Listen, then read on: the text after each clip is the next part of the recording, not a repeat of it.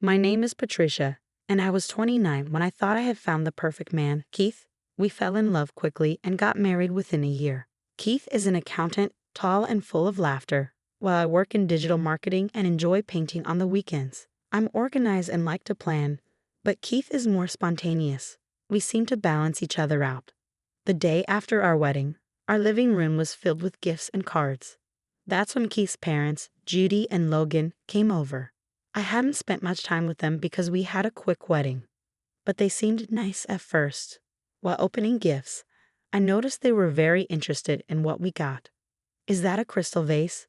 Judy asked, picking up a beautiful vase from my Aunt Kelly. She looked at it carefully, clearly liking it.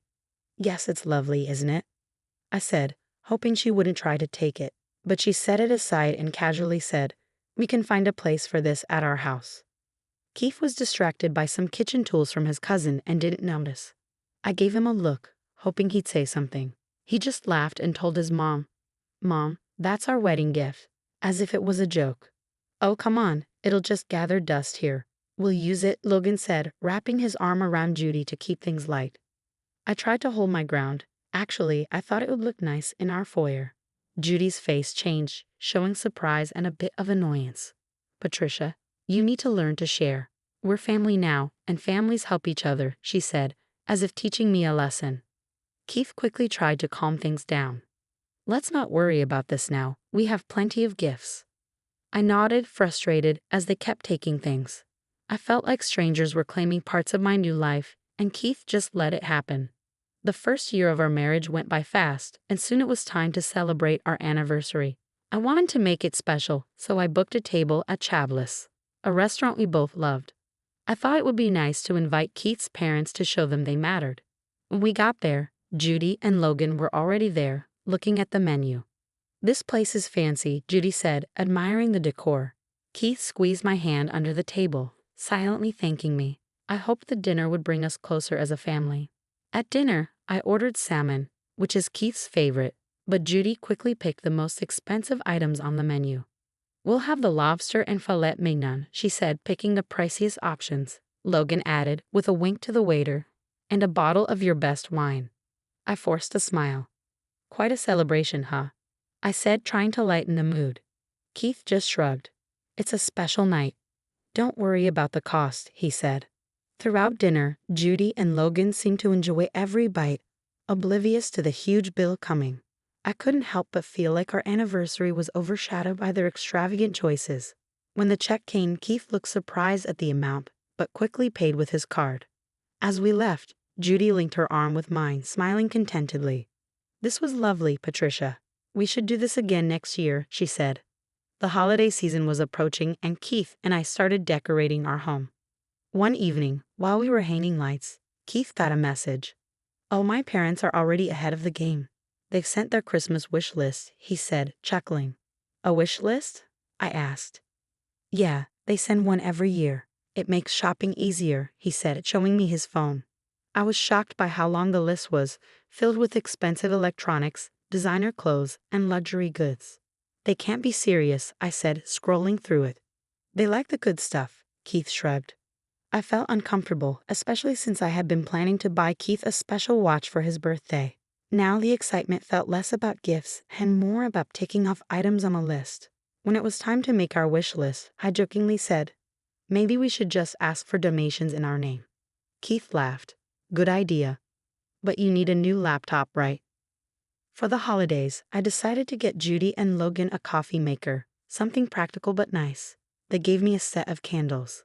The difference in our gift exchange felt obvious, but Keith seemed happy with the expensive drone they gave him. It felt like we were expected to give generously but receive modestly. I didn't want to say anything, so I just kept wrapping gifts and acting cheerful. One day, I got an email about my bonus, which was more than I expected. I thought it would be the perfect opportunity to plan a romantic getaway for Keith and me to Venice, something we had always dreamed about. That night, I told Keith over dinner. He was thrilled. "Venice? Really? That's amazing," he said, kissing me in excitement. But then his phone rang. It was his mom. I overheard him telling her about our trip, and his excitement faded. I know. You've always wanted to go," he said, smiling less. After hanging up, he looked at me and said, "They want to come with us." I was shocked. "To Venice? With us?" Keith nodded. "They've always wanted to go. I feel bad not taking them." I felt overwhelmed. "This was supposed to be our trip, Keith. Just ours." Keith sighed. "I know, but they're getting older. They've done so much for me." I thought about all the times they had taken advantage of us. "But this is our time," I said. "We can plan a trip with them another time. This bonus, it's for us." Keith sighed again. "They won't understand that. You know how they are. I want us to enjoy this together, just us like we planned." Keith was silent for a moment before he finally said, "Okay, we'll tell them later." It seemed like a good idea at the time. But when it was time to talk, Keith changed his mind. "Look, maybe we can all go together next year," he suggested. Judy quickly shot down the idea over the speakerphone. "Why wait until next year? We can go now," she said, disappointed. "I can't keep quiet any longer," I said firmly. "This trip is for us, Judy, Keith, and me. We need to spend this time together." My frustration was obvious. After a long pause, Judy replied sharply, "That's very selfish of you, Patricia. Very selfish indeed." After the call, the mood at home became tense. Keith seemed torn, but I remained determined. This trip to Venice was our dream, and I wasn't going to let it be ruined. In the following days, Keith acted differently. He left for work early and came home late. Our conversations became very short. When I said, "Dinner's in the oven," he would just reply, "Thanks," in a flat tone. His one-word answers made the growing distance between us even more painful. I missed him. I missed us. I longed for the days when we sat together on the couch, dreaming and laughing. I wanted to break through the invisible wall that had appeared after our fight. Every time I tried to talk, it felt like speaking through thick glass. I could see him, but I couldn't really reach him. One particularly hard evening, I sat across from Keith at the dinner table. The only sound was his fork tapping on his plate in the heavy silence. I cleared my throat. "Keith, we can't keep going like this," I said softly, afraid to disturb our fragile peace. "We need to talk about what happened. We can't let this silence be our new normal." Keith continued eating, his face unreadable. Finally, he put his fork down, showing that he was listening. "What do you want me to say, Patricia?" he asked, sounding tired. "I want to know why you're having such a hard time. Why does it feel like you're choosing them over me?" I asked, my hurt clear in my voice. He sighed and folded his hands. "They're my parents, Patricia. They've always dreamed of going to Venice." "And what about our dreams and plans?" he replied. My frustration grew. "They've always been there for you, and I understand that. But what about us, Keith?" I pressed, leaning forward to catch his eye. "What about our marriage?" he finally asked. He paused, and I felt a twinge of fear. Maybe our foundation wasn't as strong as I believed. Maybe it was as fragile as sand under the weight of his parents' needs. "It's supposed to be just us against the world, Keith, not me against you and them," I said quietly, trying to keep my voice steady. He looked at me, really looked, and I could see his inner conflict. "I know, Patricia. I just don't know how to make everyone happy," he admitted. A moment later, I said, "We can't make everyone happy, but we made vows to take care of each other. Keith, doesn't that mean something?" He slowly nodded. "It does. It really matters," he said. The rest of the meal passed in quiet reflection, a change from the tense silence before, as if my words had started to make a difference. The next morning, sunlight poured through the windows, but our home felt cold and empty. I woke up to find the other side of the bed untouched, just like every night recently. The quiet felt heavy, almost suffocating. I reached for my phone, expecting nothing, a silent reminder of the distance between us. Instead, my phone buzzed with bank notifications. My heart sank as I read them. Several transactions, including airline tickets. In the still morning, I discovered hotel bookings and 2 airline tickets to Venice had been purchased using my account while I slept. The emails showed that the flight had already left hours ago. Keith and his parents had gone to Venice, the trip that was supposed to be just for us, using my bonus money. Shock turned quickly to anger and a deep sense of betrayal. The phone felt heavy as I realized the truth. Keith, someone I trusted completely, had access to my accounts and used that trust against me. The digital records left no doubt of his deceit. My heart raced and my mind reeled from the betrayal of the one person I thought would always be there for me. With trembling hands, I dialed his number, even though I knew he wouldn't answer, not with the time difference and probably not after our last fight. When the beep sounded, I spoke. Keith, I saw the charges. You used my bonus to take your parents to Venice. I don't even know what to say, but I hope it was worth it. I hope it was worth everything. After the call, the house felt even colder and emptier. The walls seemed to close in, heavy with unsaid words, and words that might never be spoken. I sat at the kitchen table, surrounded by silence, while inside, a storm of emotions raged in my heart. I started canceling the hotel rooms, return flights, and everything else for the trip. With every cancellation, a piece of my old life vanished. The future I had once dreamed of was crumbling. Once everything was canceled, I took clear steps to cut off financial ties. I called the bank and removed Keith's access to my accounts. Every click made me feel both scared and free. The man I had married and the family I had tried to belong to had become strangers. They had taken advantage of my kindness instead of cherishing it. I packed my bags carefully. Every item reminded me of a dream I now had to let go. There was no way to return to what was. No apology could fix the hurt his actions had caused. Keith had made his choice clear, and with that, he also chose my path. The wedding ring, once a symbol of our love, now felt cold and heavy in my hand. I left it on the counter, its shine almost mocking the morning light. With one final look at the life I was leaving behind, I closed the door on what had never truly been home. Late that afternoon, I drove away with my car filled with clothes and essentials, a reminder of how quickly everything had changed. While driving, my phone buzzed with messages from Keith and his mother. I pulled over to read them, knowing they would only make me more determined. Keith's message was simple. Patricia, please, we need to talk about this. Can't we just discuss it? His words felt empty and even insulting. I began to type a reply, but then stopped. No words could bridge the gap between us now. His mother's messages were full of confusion and excuses, but I ignored them. The decision was made.